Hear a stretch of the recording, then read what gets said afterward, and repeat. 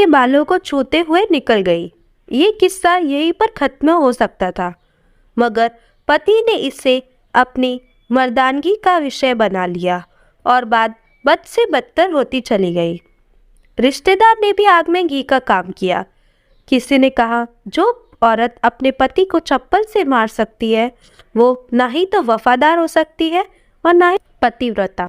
ऐसी औरत परिवार ही नहीं। अब अगर तुम लोग नए हो तो सब्सक्राइब करो, वो जो लाल वाला बटन है उसके साथ स्कैम करो या फिर महफिल जमाओ, मुझे नहीं पता, बस क्लिक हो जाना चाहिए। पूरे समाज पर कलंक की तरह है।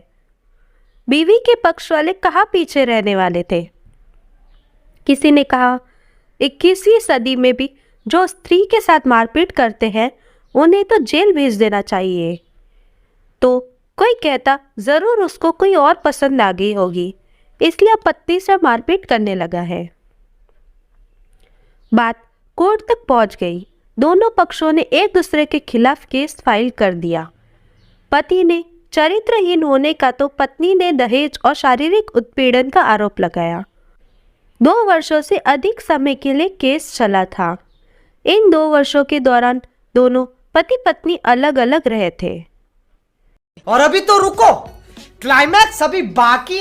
इन 2 वर्षों के दौरान दोनों पक्षों के समर्थकों की संख्या कम होती गई। पहले जहां दोनों पक्षों में समर्थकों का समूह होता था, अब गिने चुने कुछ लोग रह गए थे। पति और पत्नी दोनों की आर्थिक स्थिति भी इस समय के दौरान नीचे गिर चुकी थी। जिन्हें वो अपना शुभ चिंतक समझ रहे थे, पैसों की बात आते ही उन्होंने भी अपना पलड़ा झाड़ दिया। अगर कोई देने को राजी भी हुआ तो मोटे ब्याज की शर्त पर। आखिरकार वही हुआ जो सब चाहते थे, डाइवोर्स। हर कोई खुश था। दोनों पक्षों के रिश्तेदार, उनके माता पिता और दोनों के वकील। लेकिन 5 साल की सुखद शादी और एक सुंदर बेटी के होने के बाद मिले इस डाइवोर्स से पत्नी मुक्त थी और पति शांत। शायद ये इत्तेफाक ही था कि इस खुशी को मनाने के लिए दोनों पक्षों के लोग एक ही चाय की टपरी पर बैठे आमने सामने। इत्तेफाक इसलिए क्योंकि ज्यादातर लोग जो एक दूसरे के विरोध पक्ष का सपोर्ट कर रहे थे, वे एक दूसरे को अच्छे से जानते भी नहीं थे।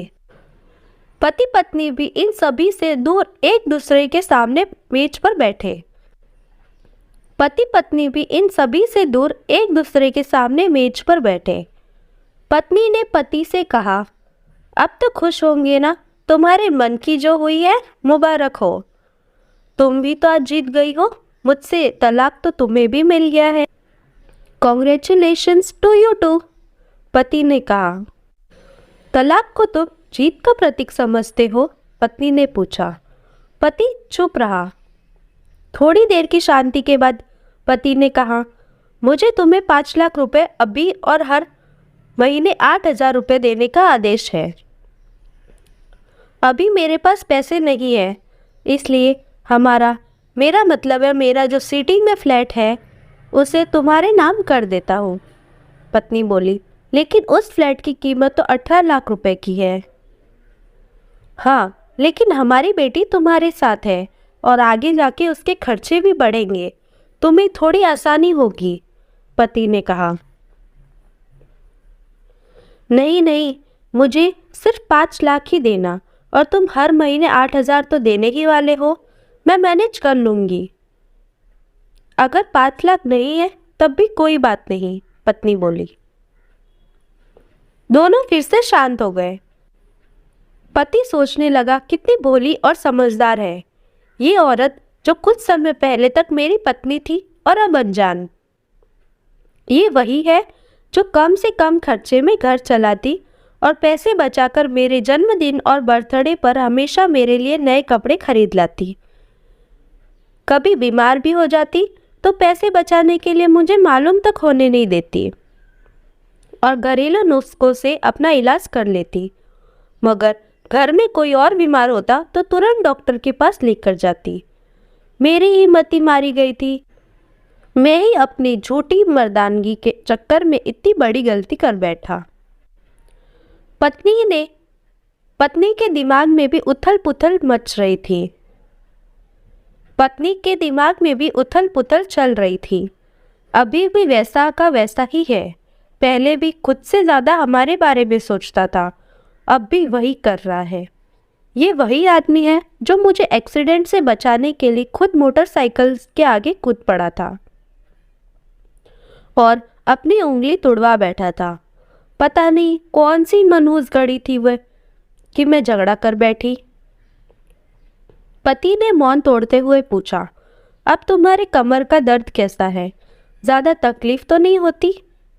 पत्नी हल्का सा मुस्कुराई और बोली, अभी भी होता है, अब तो पेट में भी क्रम्स उठते हैं। वो तो होगा ही, तुम योगा या कसरत भी तो नहीं करती हो। अब किसी गायनेकोलॉजिस्ट को ज़रूर दिखा देता, पति ने कहा। हाँ, तुम बताओ तुम्हारा अस्थमा कैसा है अब? क्या अब भी दौरे पड़ते हैं? पत्नी ने पूछा। हाँ, पड़ते हैं पहले से ज़्यादा, क्योंकि अक्सर इनहेलर भूल जाया करता हूँ। याद दिलाने के लिए तुम जो नहीं हो अभी, पति बोला। पत्नी की आंखों में आंसू आ गए। वो बोली, तुम्हें मेरे चरित्र पर सवाल नहीं उठाने चाहिए थे, तो ये परिस्थिति आती ही नहीं। हाँ, मैं जानता हूँ तुम बहुत अच्छी हो। मुझसे गलती हो गई, बहुत बड़ी गलती। मैं लोगों के बहकावे में आ गया था, पति बोला। तुमने भी तो मुझ पर दहेज का इल्जाम लगाया था, वो बोला। गलत था और इस बात का मुझे भी पछतावा हुआ, पत्नी ने कहा। पति कुछ कहना चाह रहा था लेकिन हिचकिचा रहा था। पत्नी ने पूछा, कुछ कहना चाहते हो? वो बोला, क्या सब पहले जैसा नहीं हो सकता? क्या मतलब? पत्नी बोली। मतलब क्या हम फिर से पहले की तरह पति पत्नी बनकर सच्चे दोस्त बनकर नहीं रह सकते? पति बोला। पर ये डाइवोर्स के पेपर दिखाते हुए पत्नी ने कहा। फाड़ देते हैं, पति ने अपने पास रखे डाइवोर्स के पेपर फाड़ते हुए कहा। पत्नी ने भी अपने पास रखे पेपर फाड़ दिए। सभी हैरान थे, वकील, रिश्तेदार और माँ बाप। पति पत्नी दोनों एक दूसरे के हाथ में हाथ पकड़े अपने घर की तरफ चले गए। दोस्तों, ये कहानी उन हर पति पत्नी के लिए बड़ी सीख है जो छोटी छोटी बातों पर लड़ते हैं और इन झगड़ों को बड़ा बना के अलग होने का डिसीजन लेते हैं। प्यार और झगड़ा तो एक सिक्के के दो पहलू की तरह है। दोनों को स्वीकार करना होगा, तभी ये पवित्र रिश्ता उसकी मंजिल तक पहुंच जाएगा। यदि आपको ये कहानी पसंद आई है तो इस वीडियो को लाइक करें, इसे शेयर करें और कमेंट्स करना ना भूलें। और ऐसी ही कहानियाँ रोज सुनने के लिए हमारे चैनल को सब्सक्राइब करना ना भूलें। Thank you for watching.